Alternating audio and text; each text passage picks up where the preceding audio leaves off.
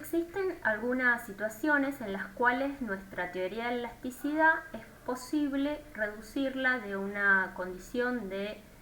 tridimensión a un estado plano, ya sea de tensiones o de deformaciones. Y vamos a ver a continuación, en primer lugar, qué podemos caracterizar como un estado plano de tensiones. Es posible decir que nos encontramos en un estado plano de tensiones cuando nuestra geometría es posible caracterizarla a partir de definir la línea media de la sección, y con la definición de esa línea media de la sección más un espesor que tiene una dimensión significativamente inferior a las otras dos, podemos encontrar la geometría completa de la pieza. Por ejemplo, esta ménsula, que podría ser una ménsula de apoyo de una viga, de una estructura de un edificio, o podría ser algún elemento tan doméstico como una ménsula que da apoyo a una estantería para colocar los libros, por ejemplo. Nosotros podemos considerar entonces que la geometría de la pieza está toda contenida en el plano medio de la sección. Y además, una situación para poder considerar que esa estructura, que podemos decir que es bidimensional por su geometría, se encuentra en un estado plano de tensiones, todas las fuerzas a las que está sometida tienen que encontrarse también contenidas dentro de ese plano. En este ejemplo, que podríamos decir que es la ménsula de apoyo de una biblioteca, el peso del estante superior que se apoya sobre la misma tiene una dirección que corresponde con la dirección de la gravedad, que en este caso estaría caracterizado con la dirección menos x2, y vemos que todas las fuerzas que están actuando se encuentran contenidas entonces en este mismo plano, o podemos considerar que están contenidas en este mismo plano que caracteriza la sección. Otra posibilidad es una chapa, como esta en este caso tiene además un orificio central que la particulariza, pero es una chapa que está empotrada en su extremo izquierdo, y eso le impide cualquier tipo de desplazamiento y de rotación, y adicionalmente se encuentra solicitada por un estado de tracción, una serie de fuerzas que intentan estirar la longitud en la dirección x1, y que por lo tanto están contenidas también estas tensiones a lo largo de esta pieza en el plano x1, x2. Este sería otro ejemplo clásico de tensión plana, donde también el espesor de la chapa en este caso sería significativamente inferior que las otras dos dimensiones de ancho y alto de esta chapa. Otra posibilidad es una viga de gran altura, una viga que tiene unas características tales que, si bien tiene una dimensión en su eje longitudinal que es muy importante, también lo tiene en altura, y que es una viga de carga. En muchos casos puede considerarse también como un tabique, que también tiene un espesor pequeño en relación a las otras dos dimensiones y está cargado en el plano de la sección. Todos estos ejemplos son bastante fáciles de entender, y aquí vemos otro que también es un ejemplo clásico de tensión plana, como es un tanque que está sometido a una presión interna. En este caso no es tan directa la forma en que uno ve que la estructura es una estructura plana, porque es una estructura que es axil simétrica. Si nosotros consideramos cada uno de estos tanques a presión, vemos que tiene una geometría que no podemos considerar en el plano. Sin embargo, si nosotros nos colocamos en un sector de esta estructura, vemos que podríamos asimilar que este sector de circunferencia es relativamente plano en relación a las dimensiones de la pieza, y cómo soporta cargas esta estructura. Intenta, por efecto de la presión interna, intenta ampliar el diámetro de este cilindro. Para ampliar el diámetro de este cilindro, lo que termina generando es un estado de tensiones, de tracción en cada una de estas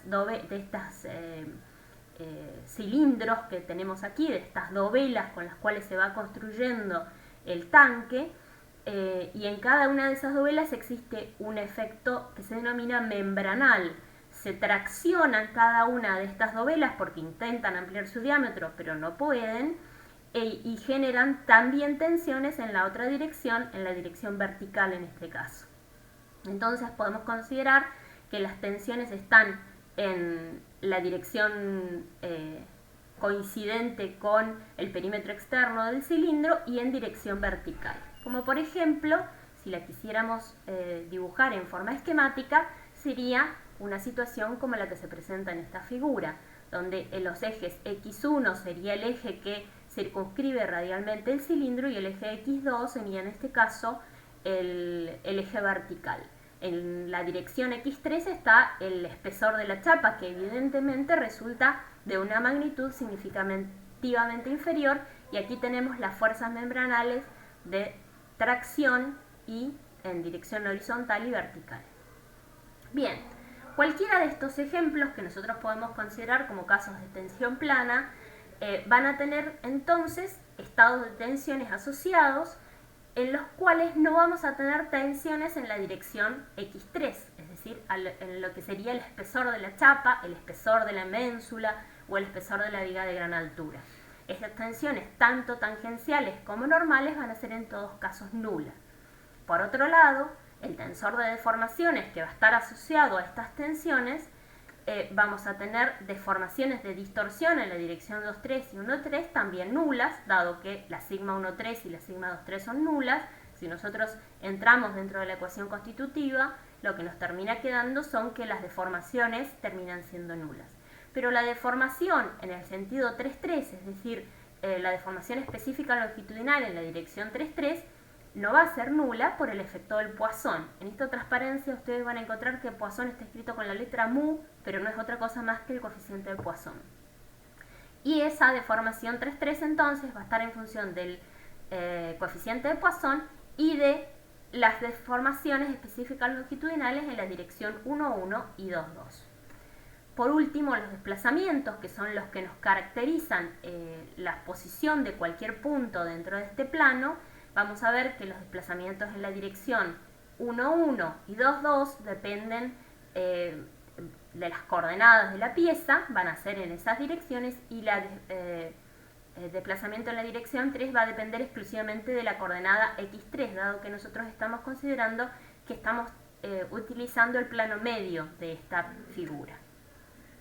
Las fuerzas, como dije, para poder considerarse que estamos en un estado de tensión plana, van a ser contenidas en el plano X1, X2, no van a poder existir fuerzas en la dirección perpendicular a este plano, ni en el dominio, ni en el contorno, y entonces las relaciones cinemáticas que nos caracterizan la relación que hay entre deformaciones y desplazamientos se reducen en la dirección 1,1 y 2,2 a la variación de los desplazamientos en esa dirección respecto de X1 y X2 respectivamente, en tanto que el desplazamiento, la deformación en la dirección 1,2 va a ser, de acuerdo a la ecuación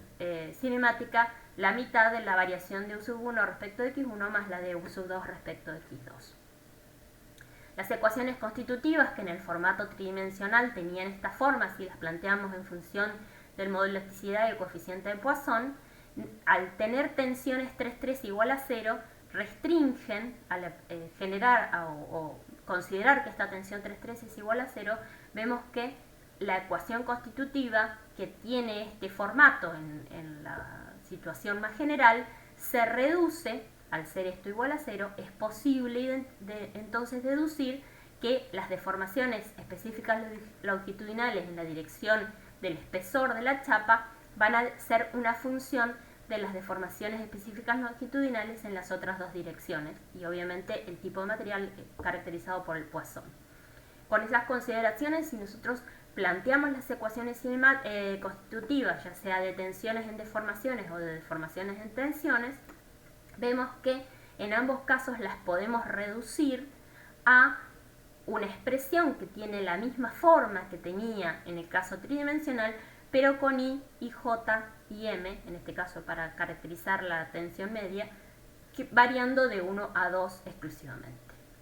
Bien, las ecuaciones de equilibrio tienen el mismo formato que en el caso tridimensional, pero al no haber fuerzas en la dirección 3,3, se reducen a 2 ecuaciones en vez de 3, al igual que en el contorno.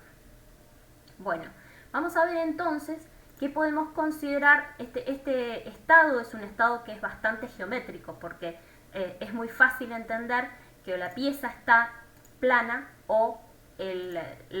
todas las cargas se encuentran todas las cargas se encuentran contenidas en el plano. Ahora, ¿a qué denominamos un estado de deformación plana? Un ejemplo muy clásico es el ejemplo de un túnel que está excavado en roca, un túnel revestido en hormigón. En este caso, este sería un esquema del tipo de elemento con el que estamos trabajando, y este es el túnel, una fotografía de una galería que está construida aquí a unos cientos de kilómetros en la represa Piedra del Águila. Esta es una galería que entra dentro del macizo rocoso y a lo que está sometida es a una serie de fuerzas que intentan, por el peso de todo el macizo rocoso, de toda la montaña que está apoyando en esta galería, intentan llevarla hacia el interior de la misma, es decir, es una presión externa a la bóveda del túnel y a las paredes que intentan cerrarla por efecto del peso que apoya sobre sí misma. En la dirección longitudinal, el túnel es hueco, no tiene ningún tipo de esfuerzos. Ahora bien, si yo corto aquí en el medio de esta galería y analizo una sección transversal, lo que encuentro es que todas las fuerzas están contenidas en ese plano. Si corto una unidad un poco más allá, encuentro la misma situación, y así hasta llegar a la embocadura, donde de este lado tengo el espacio abierto porque ya he salido de la montaña y las únicas fuerzas que están actuando están contenidas en el plano de la embocadura del túnel. Bien, entonces podríamos, sin cometer demasiados errores, considerar que cualquiera de estas secciones están todas sometidas al mismo estado de tensión, y esa tensión está contenida dentro del plano. Y al mismo tiempo estamos observando que este estado de tensiones nos implica que las deformaciones se van a producir en ese plano, porque lo que van a intentar es generar la deformación hacia el interior del túnel. No van a intentar desplazar estas fuerzas que están actuando de peso sobre la bóveda del túnel, no van a intentar desplazar el mismo hacia ningún lado, porque lo que hay es solo cargas verticales o de presión horizontal por el efecto del peso del macizo sobre la estructura. Entonces vemos que todas las deformaciones también las vamos a poder considerar contenidas dentro de ese plano en el cual estoy haciendo el análisis. Otro caso muy típico de deformación plana es una presa. En este caso, este es un esquema donde se ve cómo es la sección de la presa, ¿sí? Un corte que tiene un sector de coronamiento que es un poco más reducido, y luego una sección de tipo triangular o trapezoidal que se apoya en el valle de fundación en el extremo inferior. Esta estructura está sometida a una fuerza que es el empuje del embalse, que se ve aquí atrás, sigue siendo la presa Piedra del Águila. Los dos ejemplos que traje son de esta presa. En este caso la presión es una presión que lo que intenta es volcar cada uno de estos módulos. Aquí hay una serie de módulos que están construidos uno al lado del otro, de manera tal de quiere volcar este módulo o desplazarlo, deslizarlo, de manera tal de liberar esta presión de la altura de agua que tengo aquí, que puede ser de 80 a 100 metros, como en el caso de Piedra del Águila. Bien, ¿qué es lo que sucede nuevamente con esta presa? Esta presa tiene contenido en este plano, en esta sección de corte que yo muestro aquí, todas las fuerzas, y las deformaciones son en el sentido horizontal o vertical debidas al peso propio de esta estructura de la presa. En cualquiera de estas secciones que yo intento, que muestro aquí en el centro del valle. ¿Y qué sucede en los estribos? En los estribos, esta presa, si quiere desplazarse, si quiere deformarse, se encuentra con una estructura que es un macizo rocoso en ambos estribos que impide el desplazamiento en esta dirección. Y por lo tanto, en la dirección longitudinal o en el eje principal de la presa, no tenemos ningún tipo de desplazamiento ni deformación, y todos los las deformaciones se encuentran contenidas en el plano de las secciones en las cuales yo estoy haciendo cada uno de estos cortes. Entonces estos estados, que se denominan de deformación plana, porque todas las deformaciones van a estar contenidas en el plano, no voy a tener deformaciones que intentan deformar por fuera del plano de esta sección, son en un estado clásico de deformación plana. Otro ejemplo que es bastante típico aquí en nuestra región es lo que nos circunscribe, por lo menos los que vivimos en la ciudad de Cipolletti, estamos rodeados de canales de riego, donde estos canales en la época de riego, que es ahora, vienen llenos de agua. Esa agua genera presión hacia los laterales y hacia el fondo del canal por el efecto de la altura del agua, del pelo de agua, y lo que intentan es abrir esta B de manera tal de poder desaguar o esa presión de agua intenta deformarla en el plano de esa sección. Cuando están vacíos, adicionalmente a cuando están llenos, adicionalmente a esta presión interna de agua, se encuentra el peso de este terraplén, que lo que intenta es cerrar este canal, intenta volver a una posición indeformada, porque esta